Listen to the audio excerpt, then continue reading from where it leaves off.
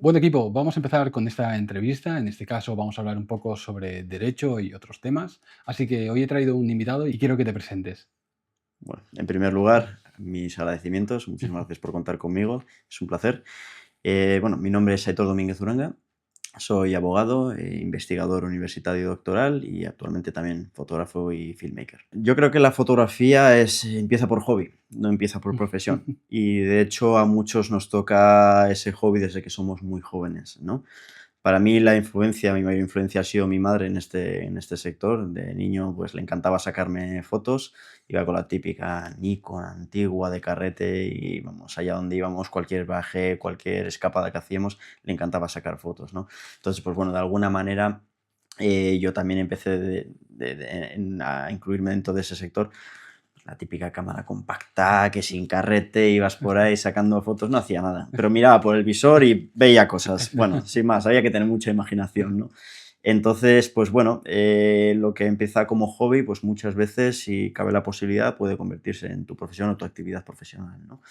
Em, Tampoco es que haya una gran distinción en cuanto al mundo de la fotografía y el mundo de la abogacía respecto a la profesión como tal. Al final es una profesión liberal, es una profesión en la que tú te tienes que buscar la vida para encontrar tu cartera de clientes, para hacer bien tu trabajo, para quedar profesional y para ganarte un nombre, ¿no? Pero bueno, sí que es cierto que esto empieza como un hobby y poco a poco se va profesionalizando.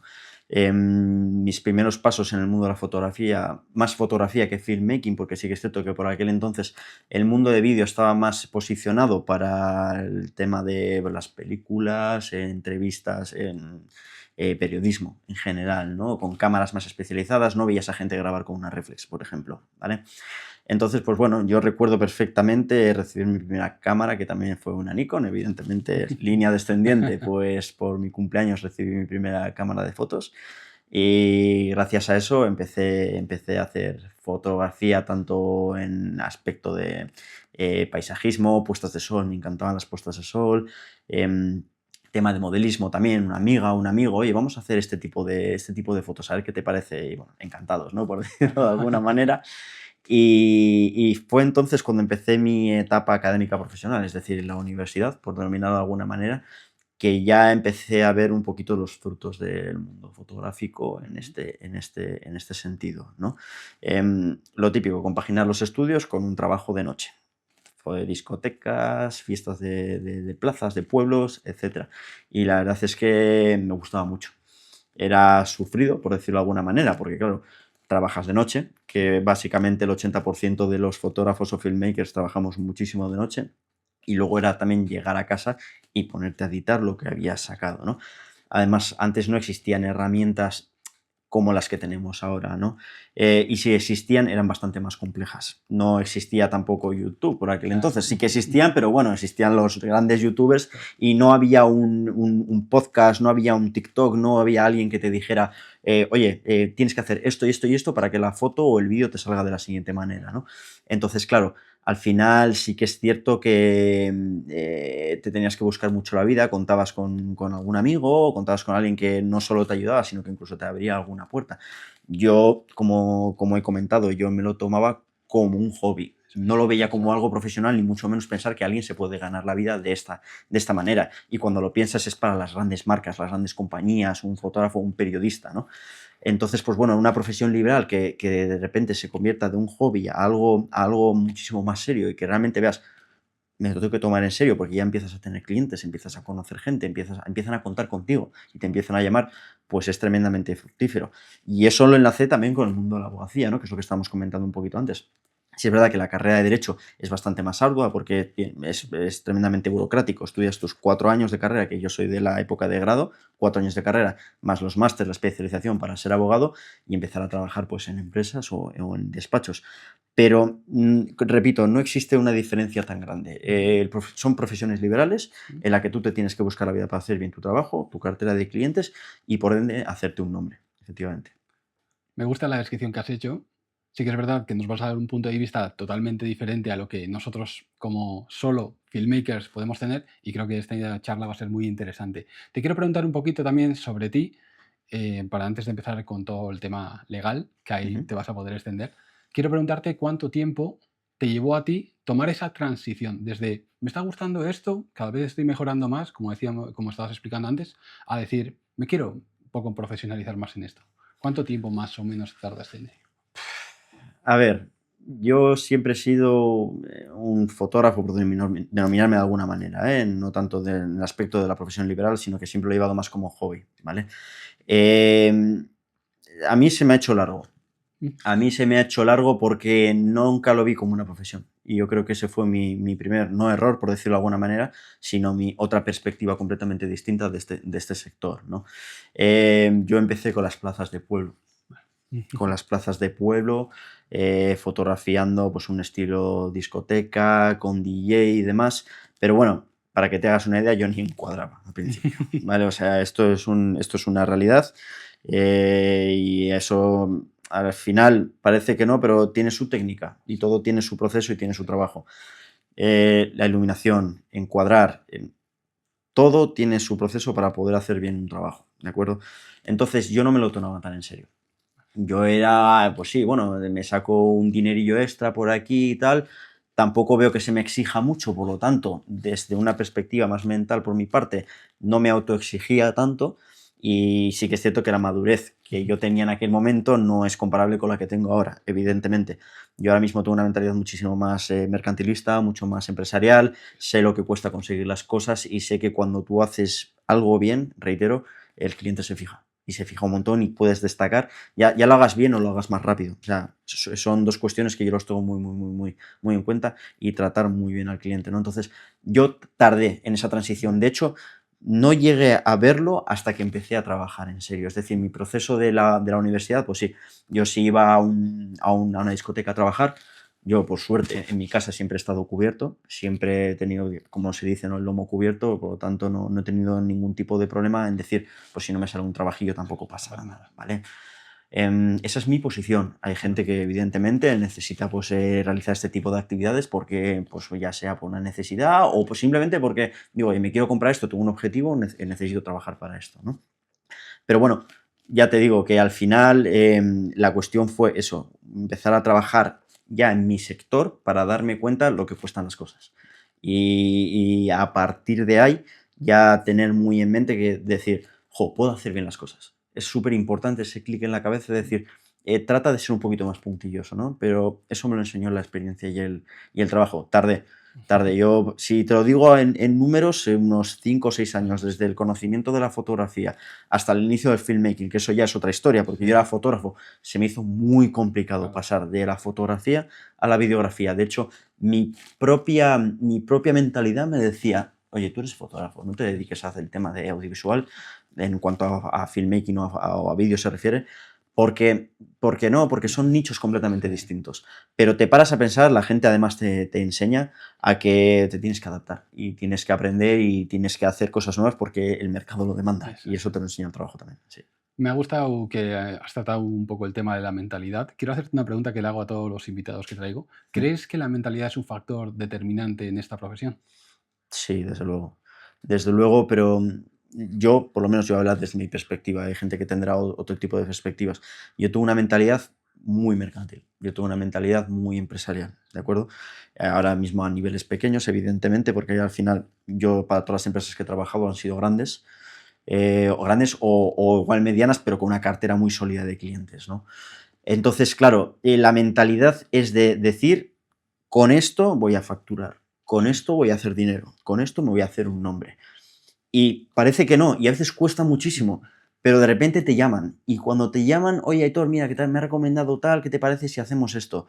Joder, pues qué bien, sienta bien. O sea, es una mentalidad de decir, por un lado, tengo que hacer bien las cosas, tengo que ser maduro y tengo que tratar a mi cliente como realmente se merece.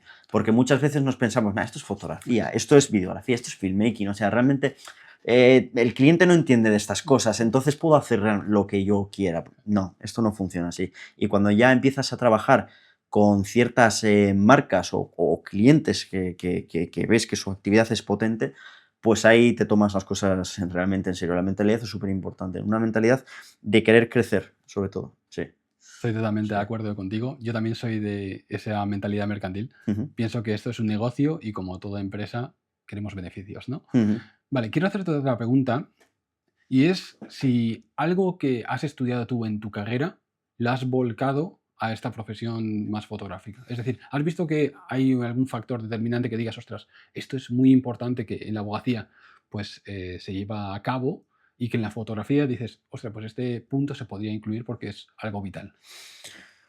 Bueno, viéndolo en profundidad, la respuesta es sí, pero con matices, ¿de acuerdo? Al final tienen relación, pero son profesiones, he dicho anteriormente que son profesiones que son similares, pero la similitud no es la simetría, no es simétrico, Exacto. ¿de acuerdo? Entonces, a mí lo que es el derecho como tal me ha ayudado a mantener relaciones con los clientes, a entender cómo funciona la estructura de una empresa para saber qué es lo que necesita. Me ha ayudado incluso a saber hablar, que muchas veces eso igual puede incluso llegar a fallar a la hora de comunicarte con un cliente. Yo lo he notado, por ejemplo, es que cosas tan sumamente absurdas, pero incluso la manera de vestir a la hora de hablar con un cliente, con una marca, llama la atención. Y eso a mí la carrera me lo ha enseñado. Parece que no, pero son factores externos y terceros que sí que influyen. Y luego, evidentemente, el contenido jurídico. El contenido jurídico es algo fundamental. Propiedad industrial, imagen propia, contratos, derecho civil, incluso el derecho penal, que dentro de la fotografía y del vídeo existe como tal, ¿no? La intimidad, el honor. O sea, la fotografía parece un hobby y más en día hoy con todos los móviles, con toda la capacidad que tenemos para hacer un vídeo, redes sociales. O sea, hay que tener muchísimo cuidado con ese mundo. La gente no lo ve, pero sí que es cierto que es un factor determinante. El mundo se rige con el derecho y la fotografía está muy enlazada a esa rama, efectivamente. Me gusta mucho esta conversación porque creo que vamos a sacar puntos muy importantes y Ujú, estoy viendo que tenemos correlación ujú, los dos. Quiero, ya que hemos tratado un poco el tema legal, vamos a empezar con ese tema ujú, y te voy a hacer una pregunta que creo que es vital. Tenemos derechos, obligaciones como individuos, pero los fotógrafos y filmmakers también tienen sus derechos y obligaciones. ujú. Ante un trabajo, ¿cómo podemos ejercer esos derechos y qué obligaciones tiene que cumplir un filmmaker y fotógrafo? A ver, es importante que en cualquier profesión, ya sea un fotógrafo, filmmaker o incluso un técnico que haga reparaciones de manera autónoma, se hagan bien las cosas. Eso es tremendamente importante. Recomendación propia, yo le diría que la gente se tiene que informar antes de hacer las cosas. Es súper importante, ¿vale? El mundo de la fotografía y el mundo del filmmaking toca puntos muy sensibles a nivel jurídico y a nivel social, ¿de acuerdo? Porque claro, nosotros estamos muy acostumbrados a ver pues, los típicos periodistas que sacan fotos a políticos, ¿no? Lo que se ve básicamente en la tele, ¿no? Ahora con el mundo de los influencers, tú coges, te grabas, haces unas fotos y tal, y luego con el mundo de YouTube ha crecido muchísimo y ha habido Ujú. escándalos brutales, ¿no? Dentro de este sector, incluso bromas que se han ido de la mano simplemente por hacer un contenido porque subirlo a redes sociales, ¿no? Entonces, centrando un poquito la respuesta a tu pregunta, la ley como tal regula todo lo que es el ámbito fotográfico de la filmmaking, absolutamente todo, como había comentado anteriormente, el tema del honor, la intimidad, cumplir el contrato que vas a tener con tu cliente. Muchas veces no se firman contratos. ¿Por qué? Porque al final la fotografía y el filmmaking es una profesión liberal. Es decir, es como si tú llamas a un fontanero, viene, te repara la tubería, te manda una factura y se marcha, ¿vale? Vale, ese fontanero, sin entrar en los gremios de fontanería porque efectivamente, y albañilería, porque yo no desconozco el gremio, pero bueno, más o menos lo Sí. que yo he vivido en casa, que alguna vez lo he tenido, eh, un fotógrafo se queda con el material. Un fotógrafo tiene ese material y puede hacer muchísimas cosas mal con ese Eso es. material. Tema de redes sociales, incluso subirlo a páginas que no se deberían de subir, ¿no? Y luego hay que ver qué tipo de trabajo te estás reclamando. No es lo mismo hacer un reportaje de una persona que quiere salir en la playa con su vestido nuevo y con sus gafas nuevas y quiere salir súper cool, a hacer, por ejemplo, contenido erótico, que eso también se da dentro del mundo de la Eso es. fotografía y del filmmaking.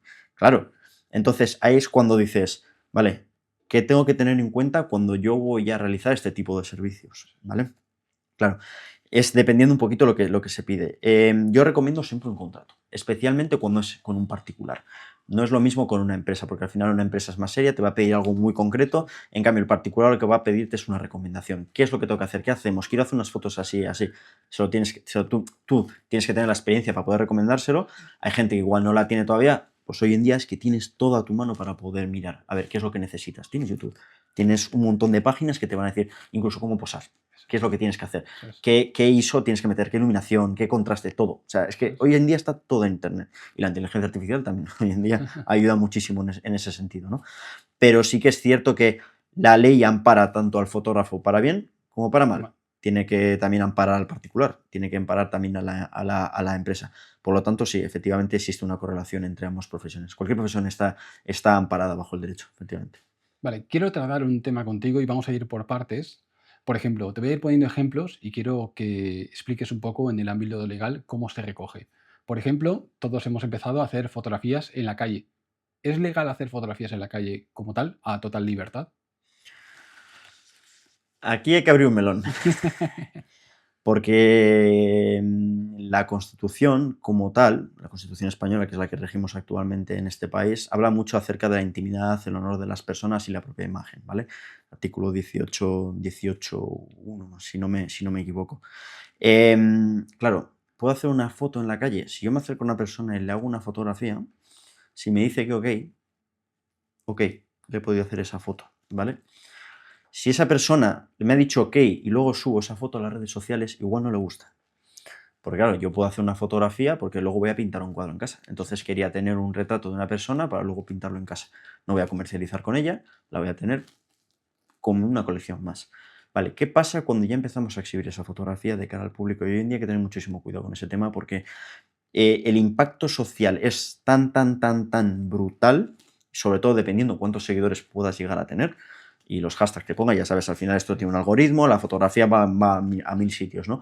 Incluso hay gente que te puede coger la foto y subirla donde no debería subirse y encima va con tu marca de agua. Entonces hay que tener muchísimo cuidado. ¿Es legal hacer una fotografía? Todos los juristas siempre damos la misma respuesta, depende. Es una respuesta genérica que se le da para todo, pero es depende. Porque yo hago una foto en la calle y dependiendo a la finalidad que tenga y el consentimiento o no de esa persona, puede tener una consecuencia o puede tener otra consecuencia. Entonces, si yo tengo que informar a la persona que voy a sacar la foto, oye, voy a sacarte esta foto, ¿te parece si lo puedo subir a las redes sociales? Sí, y si te lo puedo dejar por escrito, mejor todavía. Porque la sube, imagínate, la típica persona que la sube y de repente viene otra persona, familiar cercano, pareja o lo que sea, y dice, ¿cómo te has dejado hacer esa foto? Que no la suba, que la pueden subir mil historias. Además, con la inteligencia artificial hoy en día te pueden robar la imagen, pueden incluso generar un DNI con esa foto, ¿de acuerdo?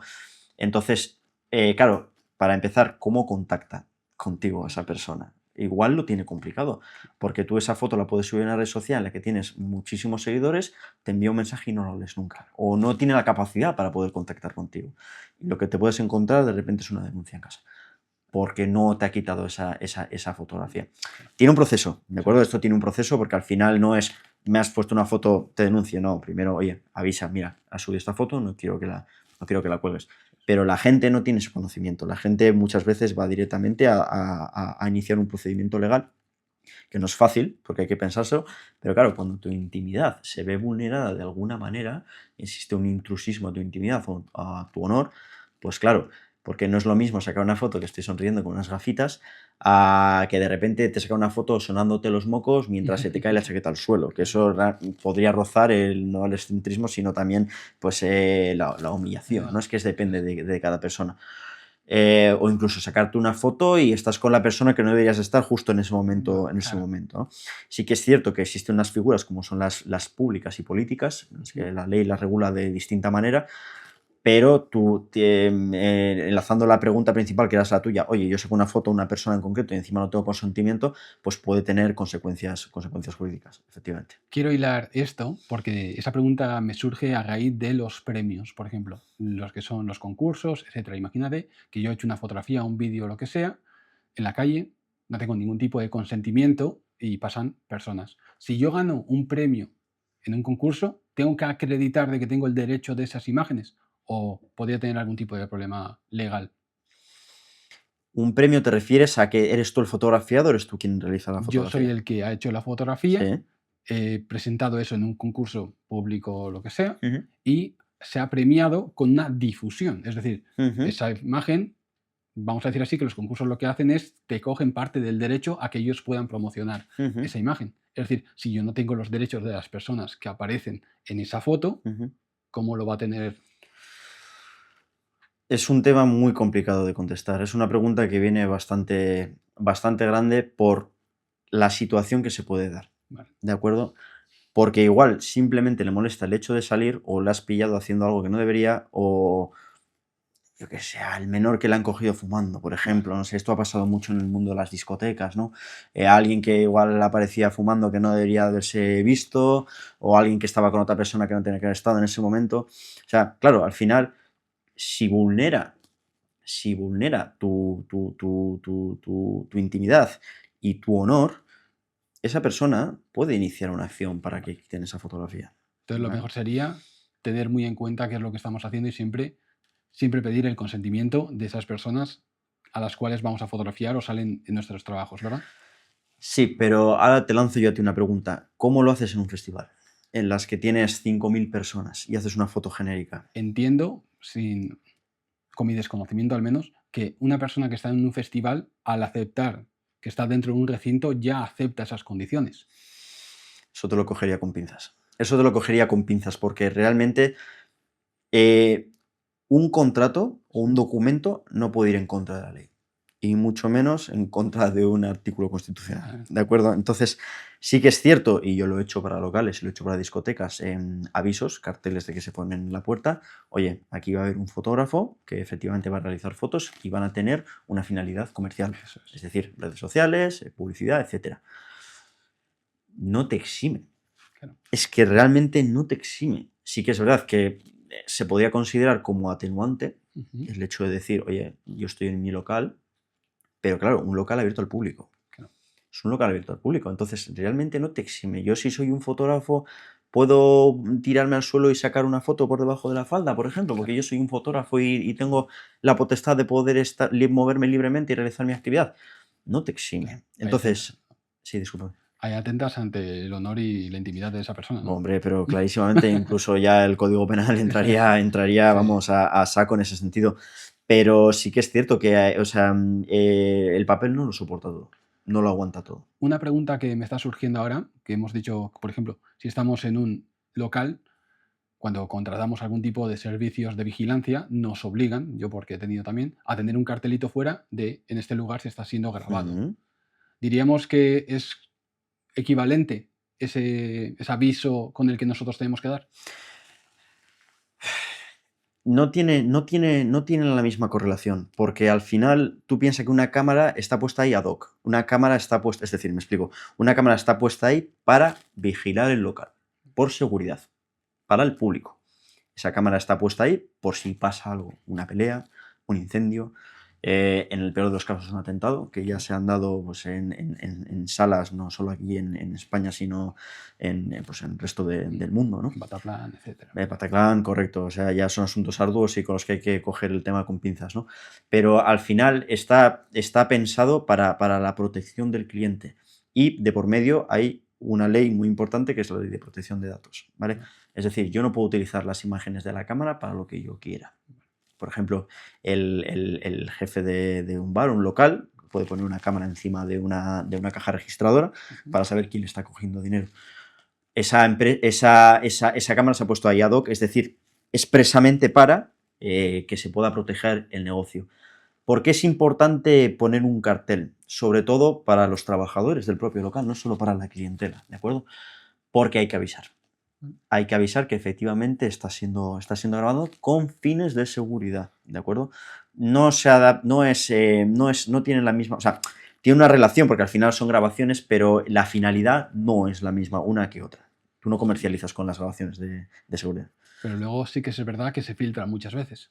Sí, muchísimo. Ahí entraríamos en que ahí sí estamos cometiendo un delito porque hemos cogido esas imágenes como vigilancia y estamos difundiéndolas, ¿no? Ahí estaríamos cometiendo algún tipo de delito, ¿o no? No existe un delito como tal por el hecho de que si afecta al público, a la salud en concreto, sí que se pueda difundir especialmente este tipo de actos. Realmente lo vemos en los periódicos, lo vemos en la prensa, lo vemos en Instagram. De, por ejemplo, cómo alguien ha entrado a robado de un cajero. Como por ejemplo ha habido una pelea. El otro día hubo una grabación, no era de una cámara, sino que era una cámara de un tercero, y esto se difusió, de cómo alguien intentó atacar a otro dentro de un coche, ¿no? A machetazos. O sea, con esto quiero decir que realmente si la compañía como tal, o la empresa en este sentido, difunde las imágenes, que por cierto lo hace con las caras tapadas, de hecho no sé si os habéis fijado alguna vez, pero se hace sin identificar a la persona como tal, se pone una especie de filtro, porque claro, eso puede afectar también al honor y a la Claro. intimidad. Entonces, ¿se pueden publicar los vídeos? Sí, siempre y cuando las personas no se identifiquen de Vale. manera eficiente. A no ser que puedas llegar a tener el consentimiento de esa persona. Pero claro, evidentemente aquel que comete el crimen normalmente suele ser oculto, efectivamente. Ahora hemos hablado sobre, por ejemplo, crímenes, Mm, pero quiero hilarlo con personas, publicaciones, etcétera, que hacemos en Instagram. Si mm. nosotros, por ejemplo, hacemos una sesión de fotos, ¿hasta qué punto tenemos el derecho de poder publicar, promocionar, etcétera, ese tipo de trabajos que realmente son nuestros trabajos, pero hay un tercero de por medio? Contratando un buen abogado.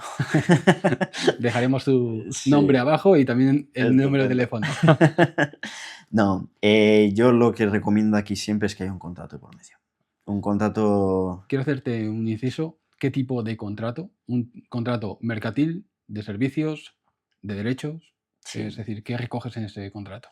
A ver, dentro del contrato, sobre todo en tema de particulares, va siempre por la vía de lo civil. Si no, tendría que ser una relación entre dos mercantiles, ¿de acuerdo? Más que nada porque al momento de que haya alguna reclamación, pues normalmente se suele enviar por la vía de lo civil, ¿vale? Pero al final un contrato no deja de ser, es una hoja, siempre por escrito, se pueden hacer verbales, luego es muchísimo más complicado de poder probar, pero al final, ¿qué es un contrato? O sea, ¿qué es la base de un contrato? Un contrato es un acuerdo legal entre dos o más partes en la que estas partes se convierten en titulares de derechos y obligaciones. Es decir, tú tienes el derecho a que yo haga algo y por ende yo tengo la obligación de hacer algo y viceversa. Yo tengo el derecho de que tú hagas algo por mí y tú tienes la obligación de hacerlo. ¿Vale? Entonces, ¿cómo se formaliza un contrato? Tiene tres ramas o tres patas importantes, porque si no, no existe. Consentimiento, objeto y causa. Esto derecho civil básico de primero de carrera. Entonces, claro, consentimiento entre las partes, con la firma, tienen que consentirlo, ¿vale? Siempre que no esté viciada, ¿vale? Objeto, ¿qué es lo que vamos a hacer con este contrato? ¿Para qué es este contrato, no? Y la causa, ¿cuál es la actividad? O sea, ¿cuáles son las funciones y las obligaciones de cada uno? Yo voy a hacerte fotos y tú vas a pagarme por ello, ¿vale? Eso es un poquito la funcionalidad del contrato. Por lo tanto, un contrato, siempre, sobre todo con particulares, siempre. Porque con una empresa, bueno, le facturas a la empresa, punto. Te pide algo en concreto y tú se lo haces. No te tienes que dividir. Y bueno, es recomendable hacer los contratos, evidentemente, pero muchas veces por cuestiones de tiempo, por cuestiones de actividad de la otra empresa que no está acostumbrada a hacer este tipo de cosas, por no poner pegas, porque muchas veces los clientes, pues bueno, pueden llegar a ser como son, ¿no? Cada uno tiene su particularidad. Pero sí que es cierto que si yo, por ejemplo, y voy a poner un ejemplo muy claro, y este es el más peligroso para mí, yo voy a hacerle fotos a una persona, especialmente vamos a movernos a la rama femenina, ¿vale? Que el modelismo suele abarcar más este sector, ¿no? Si tú, por ejemplo, vas a hacer fotos a una modelo, ten un contrato de por medio. O sea, ya sea contratando, esto ya no es un consejo, pero esto es algo que no es un consejo propio, quiero decir, pero es algo lógico dentro de la mente de cada uno, ya sea con un abogado o directamente buscándolo en internet. Hacer un contrato que por lo menos tenga las bases mínimas. Si no las tiene, pues aplica los principios generales del derecho civil, ¿vale? Pero sí que es cierto que hay que tenerlo en cuenta, porque hay que tener en cuenta, por un lado, quiénes son las partes, cuál es el precio, que evidentemente se tendrá que pagarte, es una actividad profesional, ¿vale? Y hay que tener en cuenta también a dónde va a ir ese material y cómo se va a distribuir ese material. Va a ser una fotografía, ¿vale? ¿Cuántas fotos? Ilimitadas, pues lo ponéis. Precio, ¿cuál va a ser? Este, pues lo ponéis. ¿Qué vamos a hacer luego con la fotografía? Es que eso es súper importante, porque al final el particular tiene que confiar que tú eres un profesional que efectivamente no va a hacer nada mal con esas fotos. ¿Qué pongo yo en el contrato? Oye, pues mira, y esto hay que leerlo. Cuando estás con el cliente, lo leéis juntos, ¿vale? Para que haya comprensión. E incluso recomiendo que haya otro documento al lado que diga fulanito de tal acepta haber leído el contrato y firmado Vale. por el cliente, ¿vale? Con DNI o con NIE o todo Un incluido. apunte que te quiero hacer, por ejemplo, cuando vamos a firmar contratos nos dicen que firmemos en todas las hojas. Puede ser un... Sí, sí, sí, Vale, es factible, pero yo aseguro muchísimo más. vale, Yo necesito que efectivamente, oiga, señoría, mire, es que este cliente efectivamente firmó todas las hojas, pero, y bueno, se ha leído el contrato y me claro, las ha firmado, que claro, esto pasa así de veces. Hay que ser quisquillosos en ese vale, sentido, sobre todo con un contrato, porque es que tú estás metido dentro de ese contrato también. Pero esa hoja, aparte, ya es que te certifica, encima son 4 líneas vale, en la que efectivamente mi cliente se ha leído el contrato, vale, ¿no? Es importante. Luego, claro, el contrato como tal no puede ser ambiguo, el contrato no puede ser difícil de leer. eso es. El contrato tiene que ser para niños pequeños, por decirlo de alguna manera, porque, y voy a utilizar una expresión muy coloquial, la preparas. O sea, la puedes Claro, preparar si efectivamente haces mal el contrato o no lo ha entendido el cliente. Entonces, tienes que dejar muy claro que si tú vas a utilizar las fotografías para una red social, ponlo. Si lo vas a utilizar para un ámbito comercial, ponlo. Si puedes incluso, que esto es complicado, pero decir a qué nicho y a qué red social va a ir la foto, mejor todavía. Y ya, si me pongo más quisquilloso todavía, le envío las fotos al cliente antes para decirle voy a subir esta foto y esta foto. eso es. Porque te puede causar un problema. Y reitero, el contrato no puede ir en contra de la ley. Cualquier cláusula contractual que sea en contra de una ley que sea imperativa, es decir, una ley que se estipule de manera contractual y que no figure únicamente como un acuerdo entre las partes, sino que esa ley no se puede tocar de manera imperativa, se considera nula de pleno derecho, ¿de acuerdo? Por lo tanto, explicaciones claras, contratos sencillos y bien redactados. Es decir, yo tengo que pensar cuando formalizo un contrato cómo me pueden fastidiar a mí y cómo la pueden, evidentemente, para que no haya un abuso de poder y luego se pueda considerar un contrato nulo, porque al final, si es más un contrato de adhesión, es decir, un contrato que yo realizo y que el cliente únicamente tiene que firmar sin tener capacidad de poder negociar ese contrato, pues no puede ser abusivo tampoco, ¿no? Claro.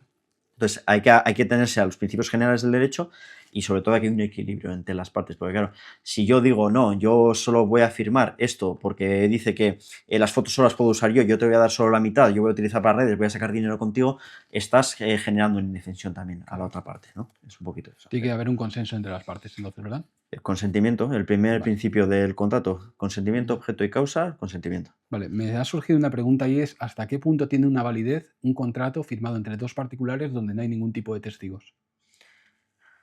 La firma. A ver, tú a la hora de. Bueno, hay que atender primero a la buena fe de las Ujú. partes, ¿no?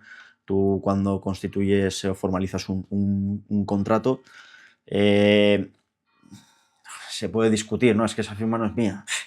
Bueno, pues contratas un calígrafo. Y luego Claro, existe otra vía que es la vía judicial, claro, que ahí es donde la gente ya no quiere entrar. claro. Yo, por ejemplo, por profesión, pues yo lo tengo, vamos, como si es andar por casa, porque al final son muchas horas, es mucha experiencia, conocer también un poquito la sala, ¿no? A los nervios siempre vienen al cuello, eso está claro. Pero claro, hay que tener mucho cuidado, porque dices, no, es que yo tengo un contrato súper blindado y a mí no me va a pasar nada. Mucho cuidado, porque tú puedes tener la razón y que no te la den. Claro, Es muy importante porque su señoría de turno, en la sala que haya tocado, puede tener una concepción completamente eso distinta y es. puede atender a una jurisprudencia, para entenderse lo que es la jurisprudencia, es sentencias o dictámenes que han emitido los jueces de sus magistrados de salas superiores que Ujú. efectivamente sirven a modo de ley, por decirlo de alguna manera, Supremo, para que se etcétera, entienda. ¿verdad? Sí, lo que hablamos, Tribunal Supremo y demás, ¿no? Entonces, claro, dependiendo del criterio de esa jurisprudencia y el criterio del juez de cómo interprete la propia ley, Claro, puede generarte un problema y de repente te ves con una sentencia en contra. claro. Y esto, evidentemente, bueno, luego puedes recurrir y demás, se pueden llegar a acuerdos. Yo siempre recomiendo llegar a un acuerdo, siempre. Pero bueno, si hay que ir al quirófano, se va al quirófano, Claro. no queda otra, ¿no? Pero sí que es cierto que hay que tener ojo, mucho cuidado y explicar muy bien las cosas. Es súper importante. Entonces, para resumir, cuando vamos a hacer una actividad entre dos particulares, siempre un contrato que diga quiénes vamos a participar, qué es lo que se va a hacer, es decir, la actividad, dónde se va a distribuir y qué derechos y obligaciones tiene cada uno, ¿verdad? Básicamente, yo sobre todo entre particulares lo veo así, entre la empresa también, porque al final, claro, hay que tener en cuenta una cosa y es que las empresas, pues no todas son buenas como clientes, ¿no? Y sobre todo, claro, cuando tú llevas tiempo con un cliente que efectivamente te da una cierta confianza, no hace falta llegar a esos extremos, únicamente emites la facturación y punto. Pero hay otras empresas que posiblemente vayan incluso a darte ellos la hoja de firma, porque es una marca grande, potente, en la que no puedes distribuirla, meterla en ningún lado, que luego vaya a vulnerar su propia imagen, que eso puede hacer muchísimo daño, especialmente por las competidoras, etcétera, ¿no? Y por propiedad industrial, por protección de datos, etcétera, ¿no? Y por la ley de marcas en sí. Entonces, sí, efectivamente, tienes mucha razón. Sí que es cierto que no es dinámico el hecho de tener que hacer un contrato, porque eso hay que firmarlo y tal, pero sobre todo con personas que no se muevan dentro del gremio, que no estén acostumbradas o no tengan un conocimiento jurídico o profesional en este sentido, sí que es muy recomendable. Yo por lo menos lo recomiendo, que no se tarda nada realmente, porque al final es mejor que te estar asesorado, evidentemente, pero bueno, de buscar y aunque sea un mínimo, tener un mínimo de blindaje, mínimo.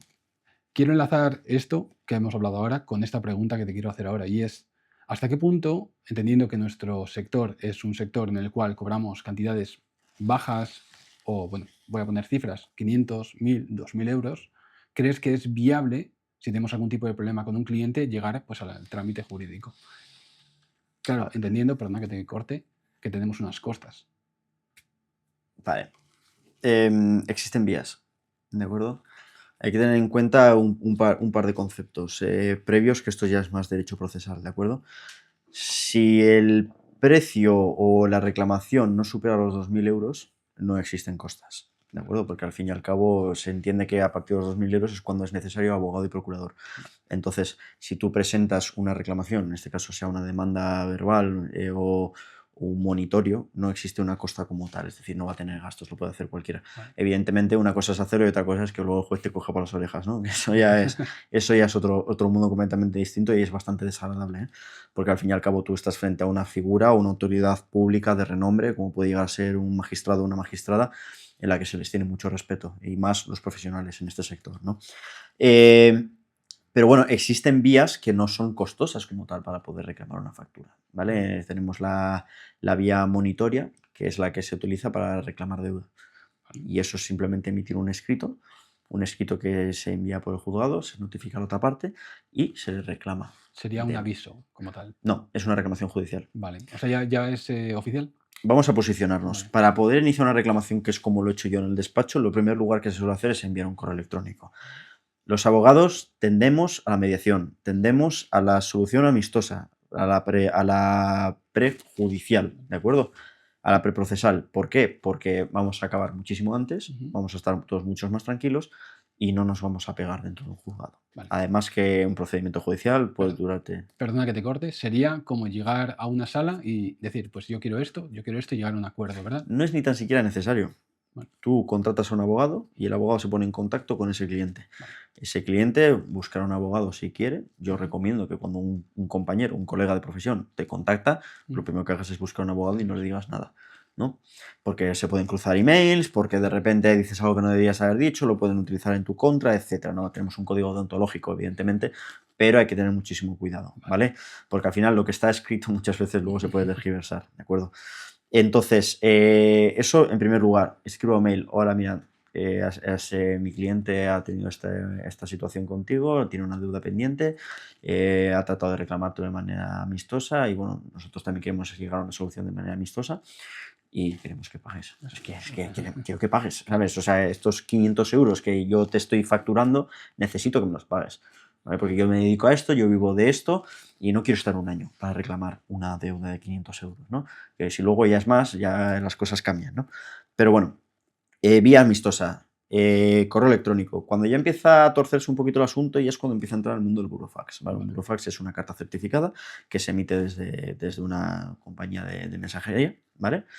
Y que tiene un coste, evidentemente, pero bueno, certifica que efectivamente la reclamación es reciente, porque claro, tú envías un correo electrónico, no te contestan, no sabes si le ha llegado, no sabes si lo ha leído, o sea, son mil aristas las que y hay que tener en cuenta porque al final luego, no, oiga, señoría, mire, es que le escribí un correo electrónico y es que nunca me contestó. Joder, es que yo no vi ese correo electrónico, si no ya hubiéramos llegado a un entendimiento, pero eso ya en sala, ¿no? Y el juez te va a estar mirando como diciendo, a ver, letrado, haga usted las cosas como debían de haberse hecho en su momento. Entonces el burofax es súper importante porque al final cuando le llega, te va a llegar a ti un aviso de que efectivamente fulanito tal ha recogido el burofax y lo tengo que leer, se entiende eso, entiende que lo ha leído, ¿no? A partir de ahí, pues bueno, se envía otro burofax, si acaso, si no debe contestar la primera, y luego ya pues existe la vía judicial y procesal, ¿no? Que es la más desagradable, porque yo no recomiendo a nadie, yo prefiero llegar a un acuerdo. Claro. Llegar a un acuerdo, pim, pam, mi cliente ha cobrado, yo también, nos vamos todos a casa. Eso Y es. aquí no estamos 1 año y medio, 2, para iniciar un procedimiento, ¿no? Porque luego su señoría también tiene un montón de trabajos, se acumulan los expedientes y hay que leer las cosas rápidas, igual no se aplica el tiempo igual necesario porque al final están desbordados, entonces hay que evitar ese tipo de confrontaciones, ¿no? Pero bueno, correo electrónico o llamada, burofax y luego ya en el caso más extremo iniciar el procedimiento legal. Existe el monitorio. El monitorio es un procedimiento gratuito que lo puede hacer cualquiera, que por 500 euros lo puedes realizar. Y en el caso de que no sea fructífero ese monitorio, ya pasa a un juicio verbal. Entonces ya ahí ya te tienes que empezar a replantear las cosas, ¿vale? Porque ya es un asunto un poquito más peliagudo y más serio, ¿no? Aunque sea un importe menor, incluso de coger un abogado, ¿vale? Yo recomiendo siempre tener un letrado o alguien que te asesore. O sea, quiero decir, al igual que yo me dejo asesorar por un fotógrafo, asesórate por un abogado, ¿no? Pero existen medios que dices, joder, es que son 300 euros de factura y me va a costar el abogado 800. Ya, pero igual no es necesario pagar esos 800. De hecho, es que o sea, mis compañeros y yo lo decimos, no te merece la pena tener que reclamar una factura de 50 euros. Claro. Por monitorio sí, pero ya es que te quieres meter en un procedimiento ordinario, un procedimiento verbal, no solo por cuantía, sino por cuestiones aplicadas en la ley procesal, que no tiene ningún tipo de sentido. No vas a perder más tiempo que el dinero. ¿Cuánto cuesta tu hora al día, no? Exacto. Pues hay que tenerlo en cuenta. Claro, al final tenemos que entender que la justicia, como se suele decir, ¿no? La justicia es lenta. Entonces, si nosotros vamos a empezar un trámite judicial que nos puede extender en el tiempo, por ejemplo, al final hay que entender que todo este proceso que has dicho, luego hay que llevarlo a sala, puede recurrir, etcétera, y esto se puede alargar mucho. ¿Cuánto puede llegar a alargarse un proceso de estos? A ver, depende si la sentencia como tal es recurrible, habría que mirar cada caso de si Sí, es bueno, recurrible o no. resumiendo, para que ellos se den cuenta de, por esta cantidad es que realmente no merece la pena todo Sí, esto. a ver, es que es un depende. Vuelvo a repetir que el principio es el depende. O sea, hay muchísima gente que demanda por orgullo, tanto por la facturación como tal. Yo no te demando por. Bueno, mi caso es distinto, yo porque soy abogado, entonces yo lo hago todo bastante más rápido, porque tengo el conocimiento, tengo la práctica y porque yo tengo la capacidad de poder meter las cosas, digamos, gratis, entre comillas. Yo como abogado me puedo comer las cosas también. Claro, Cuidado, o sea, claro, una cosa no quita la otra. claro. O sea, tengo que tener muy en cuenta qué es lo que voy a reclamar. Pero claro, que también puede ser una herramienta de presión. Oye, yo te he enviado un monitorio y de repente te llega la demanda a casa y entonces ahí es cuando ya empiezas a apretar y dices, ostras, que es que esta persona ha iniciado un procedimiento judicial y me ha llegado un escrito por parte del letrado de la Administración de Justicia que me está citando para ir a juicio el día tal. Entonces ahí ya empieza a dar miedo. No por a la gente de mi sector, no, porque al final estamos acostumbrados, pero una persona que no tiene ningún tipo de relación con el mundo jurídico le puede llegar a chocar muchísimo, aparte de que es preocupante, evidentemente, ¿no? Pero bueno, al final es un poquito eso. ¿Merece la pena? Pues depende. Depende, reitero, depende cuánto valga tu tiempo, depende lo orgulloso que pueda llegar a ser la persona y depende del asunto en concreto. Es que depende. Vale, quiero unir esta pregunta y es, en caso de tener un problema, vamos a poner el ejemplo. Yo te he hecho unas fotos, unos vídeos, no me has pagado, vamos a empezar un trámite. ¿Yo cómo acredito que eso se ha llevado a cabo? Es decir, yo tengo que tener un contrato, una factura, he tenido que hacer todo el procedimiento bien antes de poder justificar esa actividad o cómo lo hacemos, porque muchas veces sabemos que en nuestro sector no hay papeles, no hay autónomos muchas veces, no hay IVA y claro, ¿cómo cogemos con pinzas esas cosas para que se pueda llevar a cabo esa reclamación, ¿no? Porque claro, una actividad la hemos hecho, pero no nos han pagado. ¿Cómo demostramos esa actividad? Vale, estamos hablando de una actividad profesional. Cuando hablamos de actividad profesional, estamos teniendo en cuenta que todo está en orden. Es decir, Es decir, porque evidentemente la economía sumergida en este país ha existido de toda la vida de Dios y es algo que no se puede combatir a la ligera y tan fácilmente, ¿no? Pero existen muchos medios, existen muchas pruebas documentales que se pueden presentar a la hora de reclamar. Tú, por ejemplo, no has hecho un contrato verbal, habéis formalizado un contrato verbal, es decir, oye, te voy a hacer estas fotos, luego las voy a subir a Instagram, no sé qué, tal y cual. El contrato verbal es plausible, está aceptado, pero es muy complicado de probar. Claro, Es muy complicado de probar. Entonces, claro, hay situaciones y situaciones. A mí no va a venir alguien al despacho que lo tenga todo tan sencillo y vamos a ganar la primera. claro. Porque de hecho a los clientes siempre decimos, parece un asunto sencillo, pero igual no ganamos. Quiero decir, es que depende donde su señoría ponga el ojo. Eso es. Entonces, claro, eso hay que tenerlo muy en cuenta. Más que nada porque, claro, si yo no tengo un contrato, decir, "Joder, pues tengo conversaciones de WhatsApp, vamos a buscar qué le puse, qué día habíamos quedado, no tengo la factura. Hombre, pues la factura, si no la tienes y efectivamente estás reclamando un dinero que no cabe posibilidad de probar, no vas a llegar a ningún lado. Claro. En primer lugar, porque si ha sido así, tienes a la agencia tributaria por el otro lado, que eso ya es otro asunto completamente distinto, ¿no? Mm, Pero sí que es cierto que necesitas un soporte de cobro. Necesitas un claro. soporte en el que efectivamente te figure tus datos, que figuren los datos de la empresa, los datos del autónomo, el importe el que se va a cobrar, porque claro, tú ten en cuenta que en el contrato como tal hemos dicho que es recíproco y que tenemos derechos y obligaciones. Para que Exacto. se formule a traditio, es decir, el traspaso del servicio, tiene que ser a cambio de un precio. Exacto. No, un precio o un servicio aparte, imagínate. Una compensación. Tal cual, yo te hago fotos y a cambio de que tú me dejes utilizar las fotos para subir a mis redes sociales, que eso es una colaboración de toda la vida, ¿no? Exacto. Entonces, claro, para demostrar, pues mira, puedes demostrar conversaciones por WhatsApp, puedes demostrar las fotos que le has hecho a esa persona. Es Claro. decir, yo quedé con esta persona este día para hacer estas fotos a cambio de un precio. Claro, pero es que luego tienes que demostrar que habéis acordado ese precio. Claro. Otra cosa es que tú, por ejemplo, digas en WhatsApp, no había, ¿cuánto me cobras por esto? 150. Ah, vale, estupendo, pues quedamos el 21 no sé qué y hacemos la Vale. fotografía. Vale, claro. Pero si no hay un soporte legal para el dinero, Claro. Claro, al ya, final te hacía esta pregunta porque si no cogemos un contrato como tal al principio de la actividad, ¿cómo sabemos los datos legales de esa persona para emitir una factura? Es decir, no podemos hacer una factura cuando no sé a quién se lo voy a facturar. Entonces, claro, por eso, luego reclamar eso, cuando yo no sé los datos de esa persona, no tengo ni una factura para emitirle. sí, a ver, vamos a ver. La factura como tal, como por ejemplo, tú un bar, cuando contratas una copa, cuando compras una copa, Ujú. no te dan la factura de tu nombre. Sí, Te dan la un ticket. factura y te dan un ticket de recibir. Es decir, con ese ticket te lo dan, tú has consumido y ya está. Pero porque es obligación del autónomo o del empresario Eso emitir la es. factura.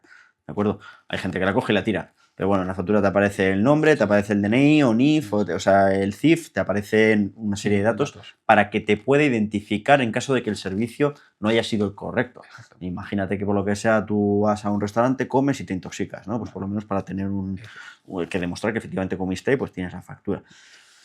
Claro, a esa persona como tal, ¿qué es lo mejor? Dejarlo constancia de alguna manera. Como tú bien dices, si yo tengo su WhatsApp, yo te envío un PDF con la factura. Exacto. Punto. Ahí entraría Y está. también los albaranes y los presupuestos, por ejemplo.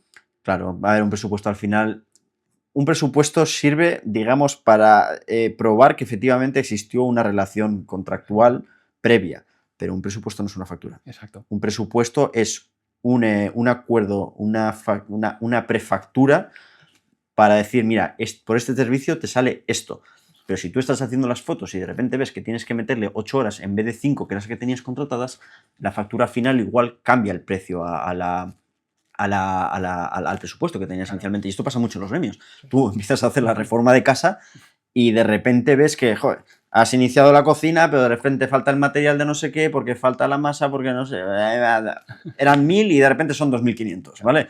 Pues pasa, efectivamente. Un presupuesto es una prueba fehaciente que efectivamente existe una relación contractual o una relación de prestación de servicios o de obra, que esto es importante determinarlo, si me permites la ventana. La fotografía como tal o el filmmaking, Ujú. ¿vale? Se puede dividir en dos tipos de trabajos. Por un lado, un contrato de obra Vale, y un contrato de prestación de servicios. vale. Un contrato de obra es que tú me pides que haga unas fotos así y así y así, y por tanto, el contrato de obra lo que te exige es que el resultado sea el solicitado, es decir, es un contrato de resultado, una obligación de resultado. Eso es. Si yo quiero la pared verde, me la pintas verde, ¿vale? Y si me la Vale. pintas azul, entonces hay un incumplimiento contractual que eso ya, pues bueno, se reclamaría, ¿no? Artículo 1101 del Código Civil, 1124 y demás. Vale. Y luego existe también el de la prestación de servicios. El típico fotógrafo que va todos los sábados contratado por un local o por un establecimiento en el que tú realizas un servicio que es tan genérico que al final lo que tú estás dando es tus servicios. Hay clientes nuevos, hay clientes distintos, sacas fotos genéricas, o sea, haces un vídeo genérico, que los vídeos normalmente suelen ser genéricos, no se centra únicamente en una persona, ¿no? Entonces, pues bueno, existe esa dicotomía, ¿no? Que al final es prácticamente igual, pero normalmente suelen ser de obra y de resultado. Bien, volviendo al asunto en concreto, pues el tema de la factura y del presupuesto, varía. En ese sentido varía, efectivamente. Has abierto un hilo muy bueno y en este contrato de obra, por ejemplo, que es realizar un trabajo como lo necesitan ellos, ¿verdad? Resumiéndolo mucho. Es decir, con unas especificaciones, yo lo quiero así, así y así. Si no cumplimos con lo que nos piden, ¿podemos tener represalias? Podemos tener represalias. Es decir, entendamos que nuestro trabajo es muy libre. Es decir, como decíamos antes, ¿no? La interpretación. Para mí lo que está bien, para ti puede ser que esté mal, pero si, por ejemplo, queremos hacer algo comercial y la Coca-Cola tiene que ser de este rojo en concreto. Si no es ese rojo en concreto, nos pueden demandar incluso por no llegar a hacer ese trabajo como lo ponía en el contrato. Claro, es que tú piensas que no es lo mismo hacer una fotografía en particular, que igual cobras 100, 200, 300 euros, a que de repente te venga una marca conocida y te esté pagando 5.000. Evidentemente, el precio y el trabajo tiene que ser, esto ya más por profesión, ¿eh? Tiene que ser muy exacto, muy concreto, porque es que este anuncio luego lo voy a sacar en el mundo entero, lo voy a promocionar en todos los lados. Tengo la marca del color registrado, por lo tanto tiene que ser este, no me puede variar ni en iluminación, ni en, yo qué sé, el contraste más mínimo, la saturación más mínima, o sea, no lo puedes tocar. Claro, si tú haces mal un servicio, y no lo voy a dividir únicamente la marca, yo hago un reportaje de una boda y salen las fotos movidas. Reitero la palabra esta que tanto me gusta, que es coloquial, pero me gusta, ¿no? La has preparado. O sea, es que la has preparado. La has preparado, ¿no? Como el meme este de parece que estás haciendo una toma espectacular, estás grabando, wow, los novios han dado un beso, fuegos artificiales y tal, le das al trigger, al botón de grabar pensando que es para apagar la grabación y empieza a grabar la cámara. Y el meme, es que ese meme, vamos, yo creo que es un meme, pero que nos viene totalmente porque alguna vez nos ha pasado, ¿vale? O sea, realmente el hecho de tú hacer mal tu trabajo supone ya un incumplimiento contractual, ¿de acuerdo? Porque tú tienes una obligación de hacer y tienes unos derechos, y la otra parte tiene un derecho de que tú le hagas bien ese trabajo porque te está pagando un precio por ello, ¿vale? A ver, que luego en la realidad, si las cosas se hablan, te lo reparo, te hago una otra cosa, ¿vale? Pero como tal, el Código Civil sí que nos permite solicitar, anteriormente lo he mencionado, artículo 1101, daños y perjuicios, en caso de que efectivamente en la relación contractual se ha cometido pues, ese error o una de las partes no ha cumplido, que puede ser al revés. Oye, yo te he dado ese servicio y no me estás pagando. O sea, tú tienes la obligación de pagarme a mí, ¿no? Y por otro lado, tenemos también el artículo 1124, que en el caso de que efectivamente una de las partes no cumpla, tú tienes el derecho a reclamar esa parte que cumpla el contrato, ¿de acuerdo? Más los daños y perjuicios, evidentemente, ¿no? Entonces, sí, claro, evidentemente, o sea, resumiendo toda esta parrafada que acabo de soltar, sí, te pueden reclamar por si se has generado un daño. Claro que te pueden reclamar. Sí. Vale, esta pregunta te lo he hecho porque uno de mis alumnos comentó también en un chat que a un conocido suyo en una boda, por no entregar el material o que se perdiese, etcétera, bueno, pongamos X, le reclamaron los costes de esa boda. Es decir, ¿hasta qué punto el perjuicio que puedes crear es lo que tienes que asumir? Es decir, por ejemplo, pongamos el ejemplo práctico. A mí la boda me ha costado 40.000 euros, en el cual tú tienes que realizar un servicio que es recordarme esa boda para siempre, con fotos, vídeos, etcétera, y eso tiene un valor emocional para mí, en el cual me has hecho perder. ¿Hasta qué punto te puedo reclamar yo toda la cuantía o una parte de esa boda?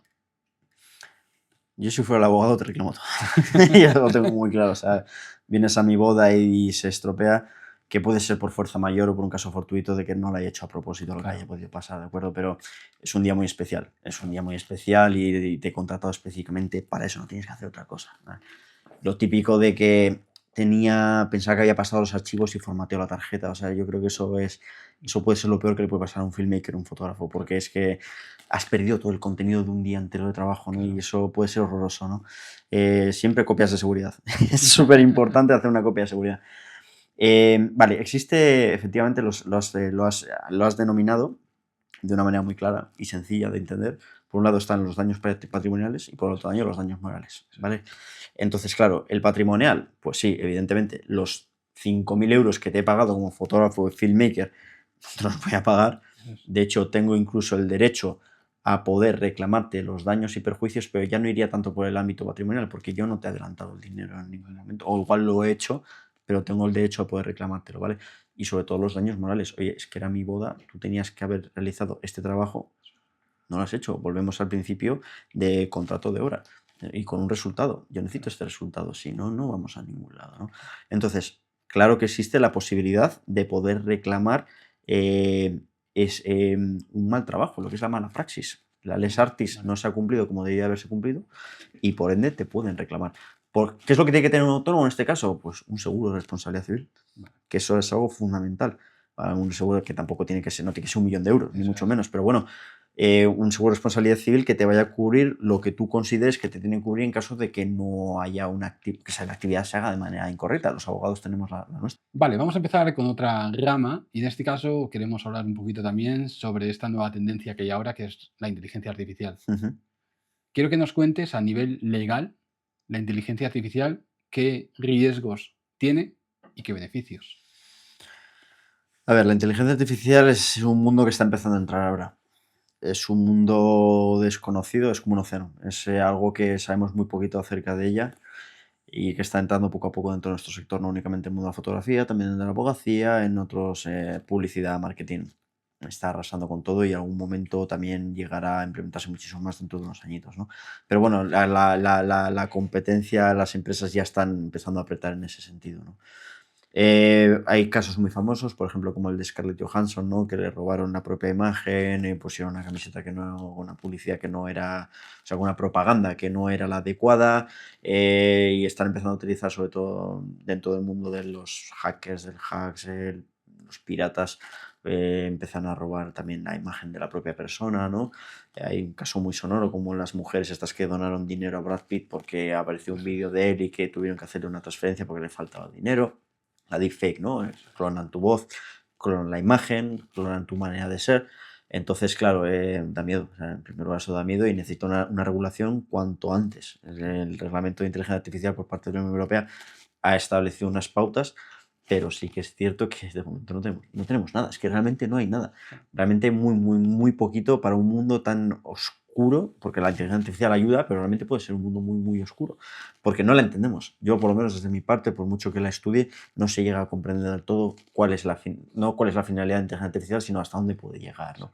Al final, si lo definimos de alguna manera, la inteligencia artificial es un programa que imita la inteligencia humana, pero 1.000 veces mejor, 1.000.000 de veces mejor, infinitamente mejor, ¿no? La capacidad que tiene de desarrollo, de racionalidad, de mejora. O sea, es que es inalcanzable. Entonces, es complicado regular ese tipo de actividades. Es necesario un intervencionismo por parte del órgano judicial, el órgano jurídico, el ejecutivo, el legislativo, para poder controlar ese tema. Entonces, si lo arraigamos a la fotografía, que es un poquito el tema, o a la videografía, claro, ¿hasta qué punto podemos utilizar la inteligencia artificial? ¿Hasta qué punto podemos aplicarla a nuestros trabajos y que no vulnere la imagen o la propiedad intelectual de la persona que sale en nuestro reportaje, ¿no? Pues hay que tener mucho cuidado, sobre todo, vuelvo y reitero, el derecho al honor, la intimidad, y la propiedad intelectual. La inteligencia artificial lo que no puede hacer, por ejemplo, es coger una obra correcta y apropiársela, porque al fin y al cabo ahí existen los derechos de autor, ¿no? Entonces, la IA sí que puede ayudar a reconstruir, puede ayudar a reparar, puede ayudar a mejorar, pero hay que tener mucho cuidado cuál es la empleabilidad de esta, ¿no? Hay casos, porque cada vez hay más casos, sobre todo en el ámbito penal, por el robo de identidad, por el robo de datos. La inteligencia artificial se puede rastrear, porque existen metadatos dentro de las propias imágenes o otros vídeos que son rastreables, pero es muy complicado. Alguien que sepa utilizar muy bien la inteligencia artificial, eh, la puede utilizar para fines tremendamente oscuros y grotescos, ¿no? La ley, pues está intentando seguir la carrera, pero bueno, está en ello, está en ello. Todavía está empezando esto, ¿no? Sí, correcto. Vale, quiero hacerte una pregunta hilándolo con esto, pero quiero que des la definición de estas dos palabras que te voy a decir ahora. Propiedad intelectual y derechos de autor. Sí, la propiedad intelectual como tal es, por decirlo a grandes rasgos y de manera genérica, es, para que se entienda, una idea que sale de un propio autor y que ésta tiene un impacto dentro de la sociedad, sobre todo a nivel económico, ¿vale? Que lo que pretende proteger es precisamente esa idea. Es decir, esto es al final redundar sobre la redundancia, pero al final la idea principal es esa. Es decir, yo tengo una idea, necesito protegerla de alguna manera, ¿no? Como puede ser, por ejemplo, patentes, marcas, etcétera, ¿no? Esa es un poquito, por un lado, la intelectual. Y por otro lado, la de autor, como tal, es la intención o el derecho de esa persona a poder proteger su obra, ¿de acuerdo? Como puede ser un libro, como puede ser una película. Es decir, algo que ya se ha creado de alguna manera y que es público y físico para todo el mundo, ¿no? Existe un poquito esta distinción. Van de la mano, realmente van de la mano. La propiedad intelectual y los derechos de autor van propiamente dichos de la mano, pero por distinguirlo de alguna manera. Ahora, por ejemplo, se utiliza mucho ChatGPT para diversas causas y yo quiero ponerte un ejemplo claro. Por ejemplo, he creado un guión, una idea para un cliente con ChatGPT. Mm. ¿Hasta qué punto soy el ideario o el que ha creado esa idea? Yo puedo registrar esa idea. En primer lugar, tienen que probar que efectivamente ha sido la IA quien ha generado esa idea, ¿no? Es que la inteligencia artificial realmente, existe la IA generativa, que realmente te puede generar una imagen de un unicornio en la luna, Exacto. por ejemplo, sí, y puede generarte un guión. Efectivamente, primero hay que demostrar que efectivamente has utilizado la IA para poder generar ese guión, ¿no? Pero no deja de ser una herramienta de creación más. O sea, es decir, si yo, por ejemplo, viene una persona y la retrato en un fondo y luego yo vendo esa pintura, ¿qué me puede reclamar? ¿Los derechos de autor o me puede reclamar la propia imagen? No, la obra realmente ha sido mía. Eh, claro, es una pregunta que se viene grande Claro. actualmente, porque no existe una condición, una doctrina exacta que diga yo creo esto con inteligencia artificial, por lo tanto depende, o sea, pertenece a inteligencia artificial. ¿Qué pretende? ¿A quién pertenece? ¿A ChatGPT? Claro. ¿A Gemini? O sea, o realmente es una herramienta más. Si yo redacto una demanda o un contrato, eso le pertenece también a ChatGPT. Claro, hay que probar que realmente se utilizó eso y que tú te estás beneficiando económicamente de esa herramienta, ¿no? Pero es que para eso está, también para eso se ha generado. Por ejemplo, en YouTube tenemos la obligación, los creadores, de poner que no se ha creado o sí se ha creado con inteligencia artificial. Mm. Yo quiero hacerte una pregunta. Si yo he cogido una inteligencia artificial para clonar una voz, por ejemplo, porque yo digo, pues mira, en un vídeo mío quiero que aparezca, me lo invento, Paz Vega hablando. Estoy cogiendo la identidad de alguien, que es su voz. Por una parte, no sé en trámites legales qué tan legal es eso. Y por otra parte, estoy creando algo que está creado con una inteligencia artificial. Yo lo tengo que decir como tal, oye, que he cogido esta voz de Paz Vega y la he utilizado con una inteligencia, o a día de hoy no tengo ningún tipo de... Si tú haces eso, igual, y Paz Vega se entera, igual encuentras una denuncia en la puerta de casa, ¿no? Porque al fin y al cabo, claro, que te clonen tu voz, eso ya es, eso es derecho a la intimidad. Eso es algo que es tuyo, que nadie puede imitar. Ahora la inteligencia artificial lo puede coger, porque te coge los patrones, te coge las palabras y genera las propias frases, ¿no? O sea, es peligroso, es que es muy peligroso, o sea, me voy a poner tremendamente purista con esto, fuera parte de la ley, sino por un raciocinio lógico, ¿vale? Dentro del ámbito social. O sea, si tú haces eso, realmente estás pirateando a la persona. Desde mi punto de vista la estás pirateando, porque puedes coger eso, puedes coger un teléfono, llamar a tu hijo, llamar a quien sea, a un familiar y decir, oye, hazme un Bizum, por favor, que me he quedado sin dinero, estoy aquí y tal, y no me funciona la tarjeta. O sea, eso es piratería. Eso es puramente piratería. Que se utiliza como medios jocosos bajo el principio de ánimos Yocandi, ¿no? Subo un TikTok, un doblaje y de repente, jaja, qué gracioso y tal. Claro, pero el problema de esto es que se puede utilizar para un fin que no sea el adecuado. No sé qué opina la doctrina respecto a esto. Yo tengo una decisión también en la mente clara. Para mí sería completamente ilegal, para mí, porque vulnera el honor y el derecho a la intimidad, desde mi punto de vista. Porque si llegamos a este paso, o sea, si yo cojo la voz de una persona o cojo la imagen y la utilizo para mis propios fines, realmente estás vulnerando el honor de esa persona y esa intimidad. Incluso la imagen propia. Es que ya no es un hecho de decir, cojo una foto, la subo y pongo un logo debajo que parece que lo ha anunciado esta marca de bebidas, de refrescos, que es tremendamente conocida. No, no, no. Es que ya estamos personificando a la persona para nuestros propios intereses cuando precisamente esa persona no ha hecho nada de lo que tú estás haciendo, ¿no? Entonces, claro, reitero, lo de Brad Pitt, lo de Scarlett Johansson, y ya en el ámbito empresarial, hay un caso muy conocido de una empresa X, no Twitter, otra empresa, pero bueno, con el concepto de X, en el que esta persona recibió una llamada de su jefe, por decirlo de alguna manera, cogió, le dijo, necesito que hagas esta operación de 20 millones de dólares, Sí, ¿cuál es? porque hay que hacer una operación de una, no sé si una fusión, etcétera, es igual, una operación mercantil, y necesito que me la hagas. Sí. Oye, ¿podemos hacer una videollamada? ¿Te importa que nos veamos para poder ver si efectivamente esto es real? Haces el Zoom, el Skype o el Teams y aparece tu jefe con su imagen tremendamente lograda, porque al final el hacker, no confundir a los hackers con los piratas, son cosas completamente distintas, ¿vale? Pero en este caso eres un hacker que si cometes ilegalidades se convierte en un pirata, ¿de acuerdo? Te pone tu cara de jefe, te pone tu voz de jefe, los gestos de jefe, incluso hasta la ropa del jefe, porque le ha sacado una foto que he encontrado en redes sociales, ¿vale? Entonces, da miedo, o sea, da miedo. Yo, por ejemplo, actualmente yo me dedico también al sector bancario. ¿Quién me dice a mí que de repente me llama un cliente o me hace una videollamada y me pide que haga algo, ¿no? Claro, yo no me fío en ese sentido, porque hoy en día lo que se está promulgando y lo que se está incentivando es la omnicanalidad, por decirlo de alguna manera. Claro, ¿cómo me fío yo? Yo tengo que tener unos filtros sobre ciberseguridad, sobre inteligencia artificial, sobre un montón de temas que yo a nivel práctico no domino, porque al final yo me baso en la teoría y en la práctica jurídica. Pero claro, si tú me preguntas, ¿eso es legal o hasta qué punto podemos alcanzar? Para mí, doctrinalmente no es legal.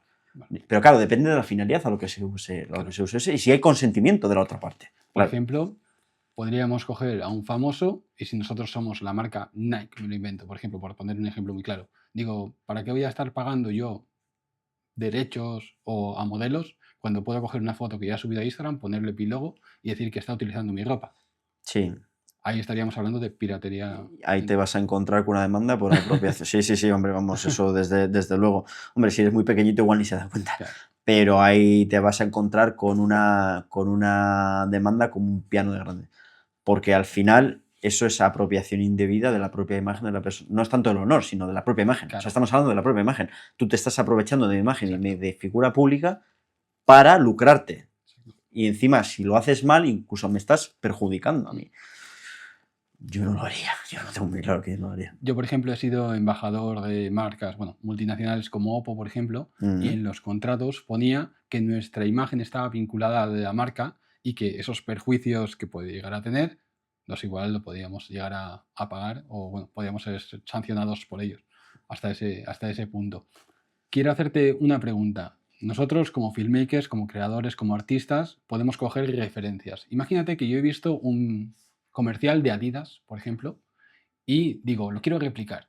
Cojo un modelo, cojo unas camisetas de Adidas y todo el comercial es de Adidas. Y al principio pongo Adidas. Esto no va con la inteligencia artificial, pero ¿hasta qué punto eso es legal? ¿Es usurpación de la entidad y la imagen de esa marca o no? Tú ten en cuenta que estás cogiendo una marca tan grande como puede ser Adidas, en este sentido, que está registrada. Exacto. Está registrada, por lo tanto está protegida y está patentada, ¿vale? El hecho de tú utilizar una marca sin consentimiento del dueño te puede generar problemas. Que tú eres un filmmaker que tienes 100 seguidores que nunca le va a llegar a Adidas esa publicidad, es fácil que llegue, ¿eh? Porque una marca como Adidas es muy fácil que llegue por muy pocos seguidores que tengas. Pones un hashtag y ya millones de personas. Yo sé que tener mucho cuidado. Pero puede tener graves consecuencias eso. Porque si les gusta el vídeo, es como, genial, publicidad gratuita. Pero igual no les gusta el vídeo. Y de hecho te pueden decir, tú no eres nadie para coger mi marca y decir Adidas en grande o X, Sí. y hacer la publicidad. Porque incluso igual no estás cumpliendo ni las condiciones ni los requisitos que ellos internamente tienen en la empresa para poder hacer publicidad. Eso hay que tener muchísimo cuidado. Porque claro, puedes dañarla de alguna manera. Imagínate que haces ese anuncio de Adidas y de repente aparece la marca Nike de por medio. En otra ropa de tu compañero que va al lado.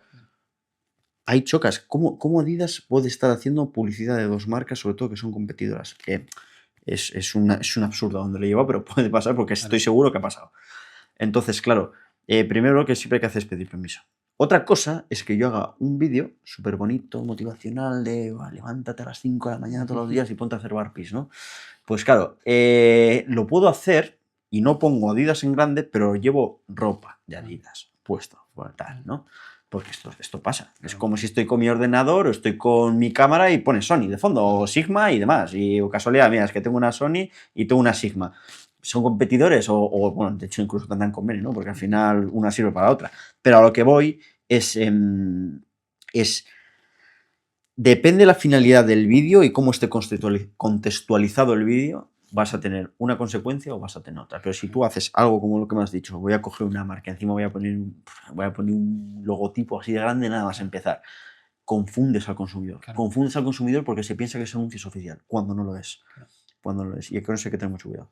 Entonces, en el punto en el que publicamos algo, tenemos que tener en cuenta que puede tener una consecuencia si es algo registrado, como puede ser una marca en este caso, ¿no? Todo lo que se publica, Sí. tú ten en cuenta una cosa, todo lo que se publica puede tener consecuencias, absolutamente todo. Porque tú puedes subir algo que a alguien no le guste, Claro. que figure. Yo te puedo hablar, por ejemplo, de grandes youtubers que incluso en sus canales lo hicieron público, sobre todo cuando YouTube empezó, ya empezó en 2010, pero 2011, 2013, cuando ya los youtubers empezaban a tener seguidores de verdad, mundo de YouTube, yo no te hablo ya de streaming, de Twitch y demás, ¿no? Sino mundo de YouTube, en el que había comentarios de, oye, mi hijo sale en el minuto 23 de tu vídeo, por favor bórralo porque no quiero que salga ahí. Entonces, ahí ya la has preparado. Ahí ya la has preparado porque tu contenido puede ser capado de alguna manera. Pero es que fíjate, o sea, y volviendo al mundo de las marcas, el hecho de que tú, por ejemplo, subas una canción a YouTube que esté registrada, ya te capan el vídeo porque no tienes los derechos para utilizar esa música, ¿no? Entonces, volvemos a la misma. El hecho de de publicar algo que por mucho que tú lo hagas con buena fe o con buena intención, estamos hablando de gigantes. Estamos hablando de gigantes donde se mueve muchísimo dinero, donde tienen una capacidad de contacto y de marketing espectacular. Hay que tener mucho cuidado en ese sentido. Ahora- Y lo más, disculpe, a ver, no se van a comportar de que te van a plantar una demanda, nada más empezar. Pero sí que es cierto que posiblemente veas un mensaje que te digan, por favor, elimina esta publicación porque no nos está beneficiando, no tiene los derechos y no puedes utilizar. Y esto, un youtuber gigantesco de Estados Unidos le ha ocurrido esto, precisamente. Ahora que has dicho esto, he entendido por qué en las películas, en las series, etcétera, o incluso en los anuncios, la gente que sale en ellas no lleva marcas de ropa, por ejemplo. Ujú. Cuando vemos una película, la ropa es genérica, no lleva ningún tipo de identificativo. Entonces puede ser por eso, ¿no? Para no acogerse a ciertas demandas que puede llegar a haber porque el contenido que ellos están haciendo no va correlacionado con los valores de la empresa. Eso es un arma de doble filo, ¿vale? Porque por un lado puede ser una película que sea no adecuada para todo el público, por lo tanto igual esa marca no casa con la producción. Hay otras que de repente tú, por ejemplo, cuando ves que viene un coche, ellos hacen ver que efectivamente qué coche es. La estrella de Mercedes bien grande, el modelo, justo toman el plano que es lateral y demás, entonces se nota muchas veces, ¿no? Pero ¿por qué cuando van a beber una Coca-Cola tapan el logo con la mano? ¿Por qué las cajas de cereales están justo detrás de una botella? ¿Por qué las botellas de Coca-Cola no tienen la etiqueta de Coca-Cola? Es que eso se nota un montón en las series, sobre todo en las series españolas, se ha visto un montón. Primero, porque la marca no te está pagando. O sea, si la marca no te está pagando, tú no le vas a hacer publicidad gratuita. Tú en una película que lo va a ver miles o millones de personas, tú no vas a anunciar algo que no te están pagando. Claro. Porque una cosa es ser chiquitín y demás, y te sale una marca, pero por otro lado dices, joder, yo no voy a anunciarte Coca-Cola por el hecho de que tú no me estás pagando para que yo te anuncie, y aquí te va a dar un montón de gente. Y eso es marketing. Eso es un marketing espectacular, gigantesco. Y hay otras cosas que, por ejemplo, se nota un montón cuando voy a tomar una Coca-Cola, como hacen así con la lata y cuando van a beber se ve toda. Pues sí, evidentemente son estrategias comerciales. Quiero hacerte una pregunta porque ahí has tocado un tema muy importante. ¿Hasta qué punto la publicidad encubierto es legal? Es decir, cuando tú dices, ¿no? Por ejemplo, tenemos una película, una serie o lo que sea, y justo se va a tomar la leche el niño y hace así, tac, y enseña que es puleva. Ujú. Ahí estamos publicitando algo que, claro, se entiende de que es una publicidad encubierto. ¿Eso es legal o deberíamos de avisarlo? A ver, al final es que depende también el ámbito en el que se aplique. O sea, si tú, por ejemplo, estás utilizando esa marca para hacer una película, pues hay que tener en cuenta que lo más probable es que haya una relación comercial justo detrás de esa acción, ¿no?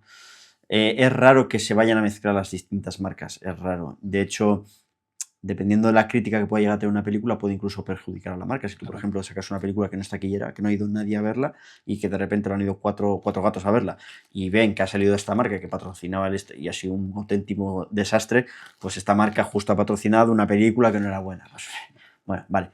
Pero no existe una... O sea, hoy en día es complicado ver publicidad encubierta, por lo menos de lo que he visto yo. Es complicado verlo, es complicado. Para concluir con esta entrevista, quiero que hagas un pequeño resumen de todo lo que hemos hablado. Pues bueno, lo que decíamos, ¿no? Desde lo que es un contrato, qué partes entran en este contrato, qué obligaciones y derechos tiene un filmmaker, inteligencia artificial y por otra parte, pues los derechos de autor y propiedad intelectual. Sí, bueno, a ver, por concluir brevemente, porque es una conclusión, Exacto. evidentemente, pero esto es un mundo gigantesco, ¿no? Y hay que mirarlo todo hay que cogerlo todo con pinzas, ¿no? A ver, el contrato es un arma que puede ser, que es de doble filo porque hay dos partes, por lo tanto os va a proteger a ambas partes, pero sí que es cierto que es muy importante que tratemos de cubrirnos nosotros muchísimo porque la fotografía te puede hacer muy grande, te puede arruinar la vida, ya sea fotografía o filmmaking, y ha habido gente incluso del entorno que le ha llegado a pasar, ¿no? Eh, Sobre todo, tener muy, muy en cuenta dentro del propio contrato cuál es la finalidad y a dónde van a ir las fotos. Eso es fundamental, o sea, lo que va a pasar con las fotos. Y luego volver a repetir, oye, estas fotos las voy a colgar, etcétera. Es muy importante tenerlo en cuenta, ¿vale? Por otro lado, tenemos también la cuestión de la propia marca y todo lo que conlleva la inteligencia artificial como tal, ¿no? Vivimos tiempos convulsos en los que realmente estamos utilizando ciertas herramientas que no llegamos a controlar del todo, y lo vemos en los editores, especialmente, que ya se empieza a introducir el tema de la inteligencia artificial para modificación del producto, modificación de la imagen, vídeo y demás, que luego, como hemos visto, puede llegar a un mal puerto porque puede venir alguien que se puede apropiar de ello, ¿no? Tratar de blindarnos también en ese sentido y saber utilizar la inteligencia artificial como es debido, ¿vale? Para hacer proyectos bonitos, eficientes, pero sobre todo con una idea especialmente comercial. Al final, la ley en la fotografía y en la videografía lo va a amparar, ya sea para bien o para mal. Por lo tanto, hay que tener muy en cuenta que existen ciertos códigos que como fotógrafos o filmmakers no podemos hacer lo que nos dé la gana, porque luego tiene una serie de consecuencias, especialmente respecto al honor y a la intimidad que hemos comentado al principio, ¿no? Eso por una parte. Y luego, por otra parte, volviendo un poquito ya para finalizar al tema de los derechos de autor y la propiedad intelectual, Em, hoy en día es complicado, por decirlo de alguna manera, ser un innovador en una materia en concreto, ¿vale? O sea, es decir, sacar fotos de discotecas, pues mucha gente lo puede hacer un vídeo, pues también lo puede hacer mucha gente, luego ya le metes 3D, inteligencia artificial y tal, pues quedan unos vídeos espectaculares, ¿no? Pero la ley te ampara también en ese sentido. ¿Qué pasa? Que hay que dedicar un poco de tiempo. O sea, la ley hay que sentarse, hay que entenderla y hay que ver cuál es la interpretación. Entonces, ¿cuál es la finalidad como tal? Pues bueno, proteger tu contenido todo lo que puedas, ya sea con marcas de agua, ya sea mediante un contrato, ya sea mediante una conversación, aunque sea por WhatsApp, de lo más absurdo posible. Pero bueno, la cuestión es, protege tu contenido todo lo que puedas. Si lo puedes brindar mediante un contrato, mediante el apoyo de la propia ley, puedes hacerlo, pero infórmate antes. Es tremendamente importante informarse, es tremendamente importante que si una empresa no te quiere pagar, tengas las herramientas necesarias para que te pueda pagar, porque ya estamos hablando de negocios, no estamos hablando de un hobby, ¿de acuerdo? Entonces, dentro de un negocio, dentro de la estructura o de las ramas del árbol del derecho mercantil o del derecho civil, hay que tener en cuenta cuáles son las bases que efectivamente te protegen y cuáles son las bases que protegen al particular. Porque hay otra parte muy oscura y es que es el abuso, ¿no? Que puede llegar a generar un profesional liberal en este sentido. Por lo tanto, yo lo que recomiendo, lo que le recomendaría a cualquiera que empiece en este sector ya de manera profesional es precisamente tener los conocimientos básicos de la ley muy, muy en cuenta y respetar mucho. O sea, cuando tú respetas, tienes menos problemas, el cliente confía más en ti y te van a ver una persona bastante más seria a la hora de trabajar. Yo creo que eso es lo fundamental y sobre todo aprender todos los días, adaptarte a las nuevas herramientas, adaptarte a las nuevas necesidades, como había dicho yo al principio. Yo era fotógrafo, me rehusaba a ser filmmaker, al final me adapté a ser filmmaker y ahora soy las dos cosas, ¿no? Entonces es una cuestión de aprender todos los días y si quieres ser mejor o destacar, evidentemente tienes que traer cuestiones innovadoras que también vas a tener que proteger en el futuro. Pues muchísimas gracias por esta A charla, Aitor. vosotros. Hemos aprendido un montón y hasta la próxima. Muchísimas gracias por la invitación. Gracias.